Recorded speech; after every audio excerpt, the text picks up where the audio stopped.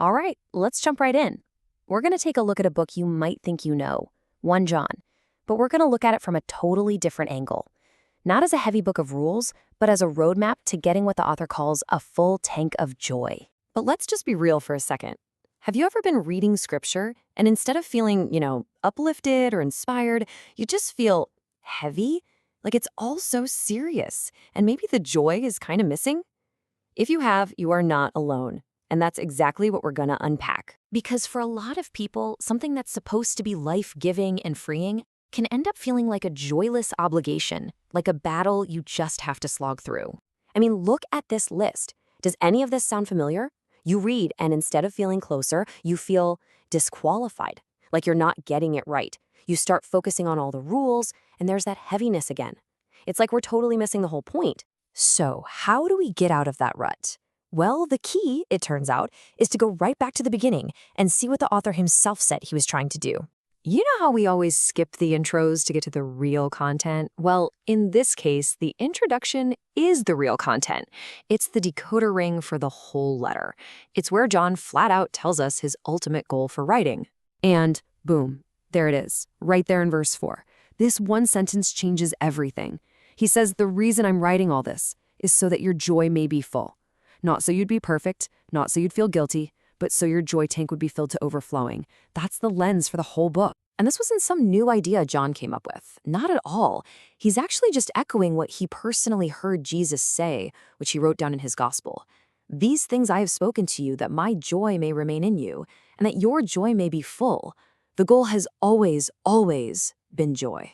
So this leads to a huge question, right? If the whole point is a full tank of joy, why on earth do we so often experience the total opposite? What's causing this massive disconnect? Well, the problem might not be the message itself. The problem might be the filters we're hearing it through. So, a filter. It's just that internal lens we all have. Think about it this way. Someone tells you, hey, you look nice today. But what your filter hears is, oh, so you're saying I looked bad yesterday?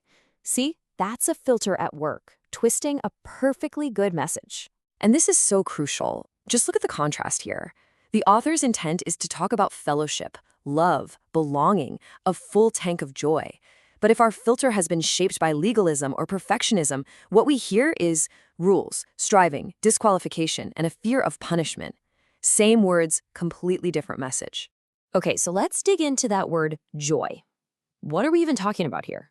If we're going to have a full tank, we need to know what we're supposed to be filling it with. The original Greek word here is chara, and it's so much more than just happiness, which kind of comes and goes. This is a deep-seated gladness. And what's really cool is that the word chara comes directly from the Greek word for grace, which is charis. So in other words, real joy is what flows out of experiencing real grace. And when you break it down, you see it includes gladness, cheerfulness, being a cause for celebration. But look at that one in the middle. Calm delight. I love that. This isn't some loud, obnoxious thing. It's a peaceful, settled sense of just delight.